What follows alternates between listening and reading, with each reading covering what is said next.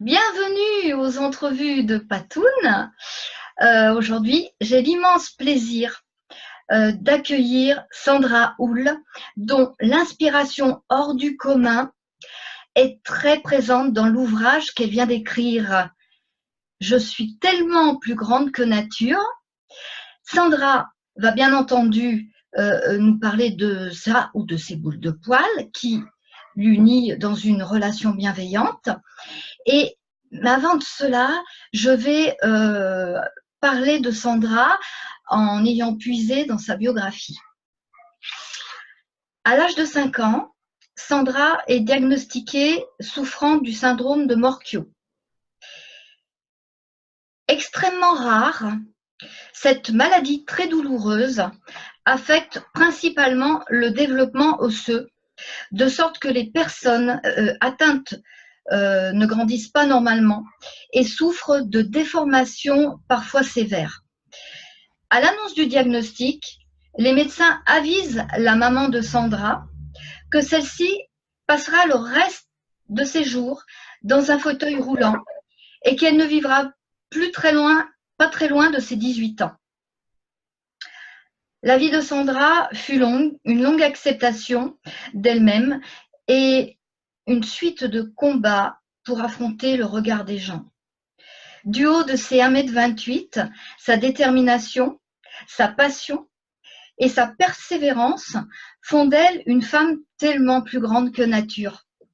À 40 ans, Sandra est toujours de ce monde. Elle vit au Québec. Tous ses rêves se sont quasiment réalisés, mais elle continue à en poursuivre d'autres.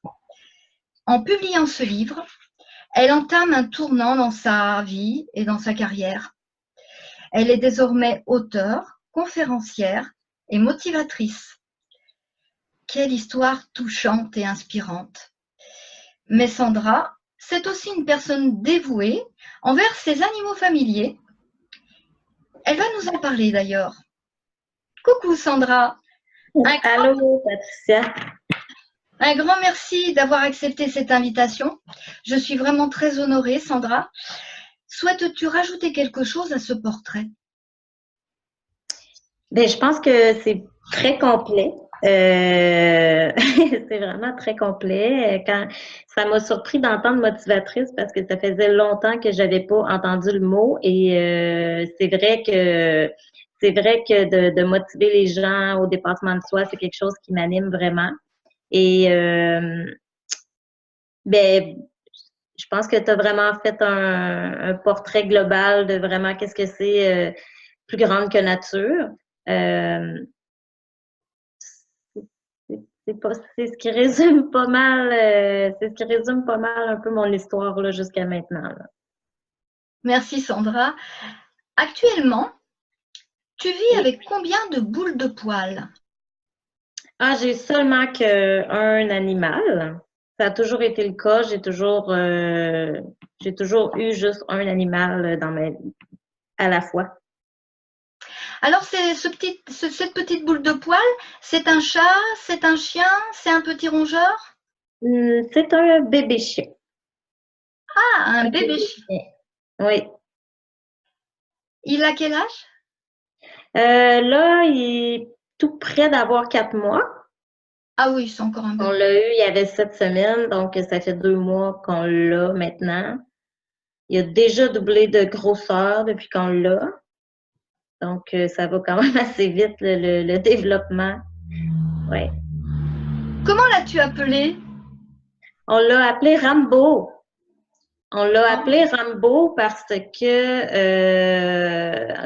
ça sera pas un gros chien. Ça va être un moyen chien, mais on l'a appelé Rambo parce qu'on cherchait un nom, on avait quelques idées. Puis, juste avant qu'on aille le chien, on a un ami qui est décédé et lui, son emblème, son idole, si on peut dire, c'était Rambo. Donc, le Rambo, le film et le personnage. Alors, c'est pour ça qu'on a décidé d'appeler notre chien Rambo. Comment l'as-tu rencontré, ce toutou? Ah, ben, en fait, c'est la race de chien qu'on recherchait parce qu'on avait rencontré une personne qui avait cette race de chien-là, qui est un cockapoo. C'est un cocker mélangé avec un caniche. Et c'est une nouvelle race homologuée au Québec qui fait que ça va devenir une vraie race, là, comme un golden ou un caniche royal. Ça va s'appeler un cockapoo. Ben, ça s'appelle comme ça. Et mon conjoint a rencontré une personne qui avait cette race de chien-là. Il est tombé en amour avec. Fait que là, nous, ça faisait 2 ans que notre chien était euthanasié. Puis on attendait parce qu'on n'était pas prêts. Puis là, un soir, là, Maxime est arrivé à la maison. Puis il dit, j'aimerais ça qu'on aille à un cockapoo. Fait que là, on s'est mis à regarder puis sur Internet les éleveurs de cockapoo. Puis ça donnait qu'il y en a une qui venait d'avoir des bébés, puis il était en vente. Alors, on a fait 5 heures et demie de route pour aller le chercher. Et sur le retour, il a dormi tout le long dans mes bras. Il n'a pas bougé, il n'a pas dit un mot. Vraiment, super chien. Il a que 4 mois, mais est-ce que tu as déjà décelé sa petite personnalité? Ah oui, il a une tête forte. C'est un leader. Ça va être là, on a commencé les cours d'obéissance le week-end dernier. Puis, ça va être à nous de vraiment prendre le lead parce que sinon, lui va le prendre, le lead. Donc, il a une personnalité forte, mais c'est un chien sensible, très sensible. Et je trouve que pour un bébé, il est calme. Il y a ces moments où est-ce qu'il est speedé, là, où est-ce qu'il court à fond, à fond, à fond, à fond. Mais sinon, il est calme, il fait pas tant de mauvais coups. Il en fait, mais tu sais, c'est un bébé aussi, là. Oui, oui. Quelle relation entretiens-tu avec ce petit bébé pour le moment? Ben, moi, je trouve que le bien-être d'un animal, c'est super important. Euh, Nous, c'est qu'on n'a pas d'enfant, fait que le chien devient un peu notre bébé, si on peut dire ça comme ça. Fait que clairement que c'est sûr que qu'on en prend soin. On l'a gâté beaucoup dès le début. Le dresseur, le spécialiste en psychologie canine, c'est ça. Là, il faut qu'on, tranquillement, pas vite, qu'on établisse nos limites et nos barrières et que même si on voudrait qu'il fasse dodo avec nous dans le lit, pour le moment, il fait pas dodo avec nous. Il y a notre chien, il a son lit, c'est comme un petit parc avec une porte, puis tu peux fermer le dessus aussi, puis l'ouvrir. Nous, c'est toujours ouvert, mais il dort là-dedans, toujours le soir, mais c'est le matin, là, vers 5 heures du matin, là, il pleure parce qu'on l'a habitué à aller chercher et à l'amener dans notre lit. Mais là, ça fait déjà depuis samedi passé qu'il pleure pour qu'on aille le chercher, mais qu'on le laisse là. Quand je pense qu'il va être bien dressé et que le gros du travail va être fait, là, quelquefois, on pourra lui permettre, là, mais idéalement, c'est ça. Mais on a une relation, nous, on est très à l'écoute du chien et des besoins du chien. Là. Est-ce C'est que tu important. as... Pardon. C'est important, oui, c'est ça. Bien sûr. Est-ce que tu aurais une anecdote à nous raconter à son sujet? Ben là, c'est sûr que ça fait pas longtemps que je l'ai. Une anecdote, à part les mauvais coups qu'il fait tu sais, quand tu vois que c'est silence, à un moment donné, toi, tu es comme moi, je travaille de la maison, des fois, beaucoup. Pas des fois beaucoup, mais souvent, je suis à la maison et je vais être concentrée, puis à un moment donné, je le vois pas autour de moi. Et là, c'est silence. Fait que, tu sais, je suis déjà arrivée, puis le rouleau de papier toilette était tout déchiqueté dans la salle de bain. Mais sinon, je peux pas dire que j'ai encore des anecdotes, là, parce que ça fait juste 2 mois qu'on l'a, puis ouais. C'est quand il déroule le papier WC, c'est pas mal. Tu en trouves de partout? Ben là, c'est ça. Ben là, maintenant, on l'a enlevé du truc là, pour mettre le rouleau. On l'a enlevé de là. On ferme le bol. Tu sais, là, il grimpe toujours sur le bord des armoires là, pour sentir qu'est-ce que c'est le comptoir. Puis, pardon. Fait que c'est ça. Faut tout enlever, là. Faut tout enlever. Notre dresseur, il dit qu'il faut mettre, exemple, quand il mange les pantoufles ou les sandales, mettre de la sauce piquante ou du Vicks que nous, on a ici, là, que tu respires, que c'est fort là, pour dégager le nez. Là. Mettre ça là-dessus ou mettre du poivre de Cayenne sur le dessus de la terre, des plantes. Et au début, il va y aller sentir. Puis, alors, ça, on a commencé ça fonctionne un peu, mais pour ce qui est de la sauce piquante sur les sandales, on oublie le projet, là, ça fonctionne pas pantoute. Sandra, qu'est-ce que pour toi la bienveillance envers un animal? Moi, je pense que c'est d'être à l'écoute de ses besoins. Pour ça, ben, il faut quand même avoir une base de savoir un peu comprendre la psychologie du chien. Mais je veux dire, clairement, moi, je sais que mon chien a besoin de courir le matin et a besoin de courir ou sortir dehors plus d'1 heure par jour. Fait que oui, des fois, il est tout seul avec une grande laisse, mais des fois, on le détache puis il se met à courir. Nous, on a beaucoup de neige au Québec ce temps-ci de l'année et on a fait des trails qu'on appelle des petits chemins dans la neige, là, plus creusés, tapés avec les pieds puis tout ça. Il court là-dedans, il court, il vient fou raide. Tu sais, je sais que mon chien aime ça, fait que c'est à moi de, malgré si moi, ça ne me tente pas de sortir, ben c'est de le faire pareil pour lui. Tu sais, j'ai fait le choix d'avoir un chien.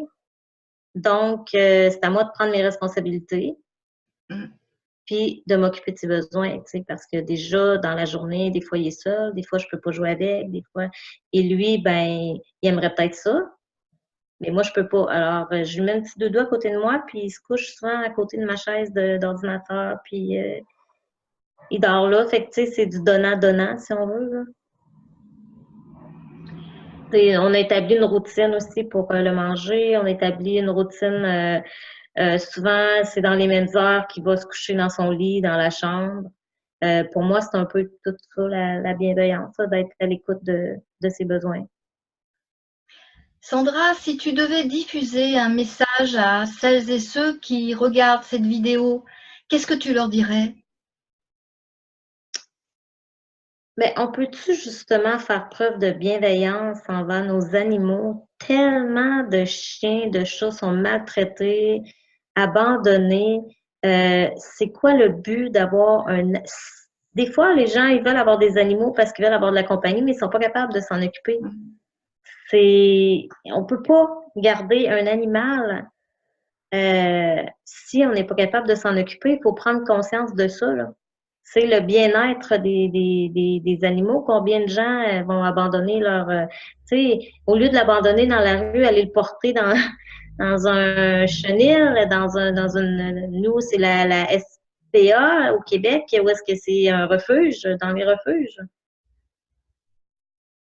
C'est de prendre conscience de ça, là. C'est pas donné à tout le monde d'être capable d'avoir des animaux.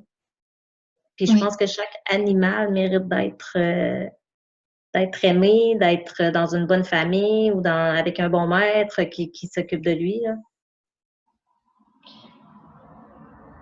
Sandra, je te remercie pour cette participation.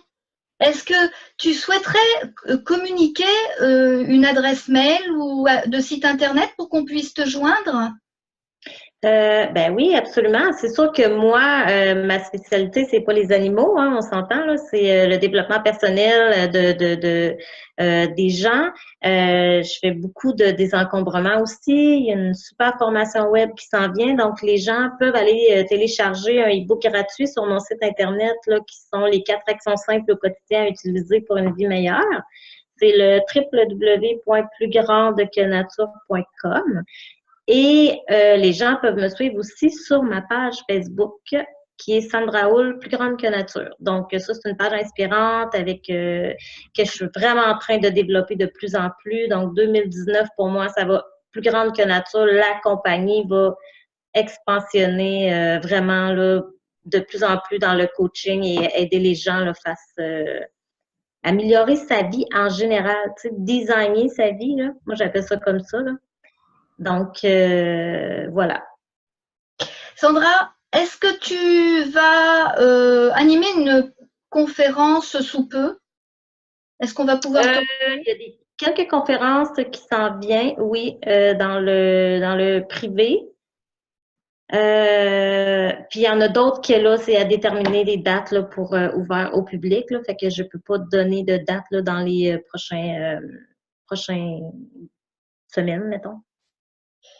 Est-ce que tu as aussi un autre livre en cours d'écriture? En ce moment, je suis en train de créer la boîte de pensée quotidienne, les 365 pensées plus grandes que nature, pour motiver les gens, pour ouvrir les consciences, pour des pensées positives. C'est ce qui va sortir en 2019 par rapport à ça. Les gens peuvent se procurer mon livre aussi, Je suis tellement plus grande que nature, dans quelques librairies en France, mais aussi sur la FNAC. D'accord. Donc, c'est un site Internet où est-ce qu'on peut acheter des livres, la FNAC, F-N-A-C. Puis les gens peuvent se procurer mon livre-là, comme c'est un livre inspirant où est-ce que j'incite les gens au dépassement de soi. Puis il y a des outils dans ce livre-là que moi j'ai appliqué au quotidien qui m'ont amené à devenir la personne que je suis aujourd'hui, bien dans ma peau, qui agit avec confiance, puis qui avance la tête bien droite. Merci infiniment, Sandra. Ça me fait plaisir. Et puis, belle réussite pour la suite de tes projets. Merci. Mais toi aussi. Merci beaucoup. Et tu feras un gros câlin à ta petite boule de poil de ma part? Oui, j'ai quasiment envie de vous le montrer. Ah oui, je veux bien. Yeah. Voilà. Ah, Oh, petit garçon. il est adorable. On les aime. On les Oh oui, aime. on les aime. C'est sûr qu'on les aime. On en est gaga même. Oh oui, c'est fou. Et voilà. Merci. Le beau Rambo.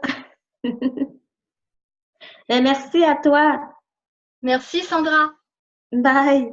Au revoir.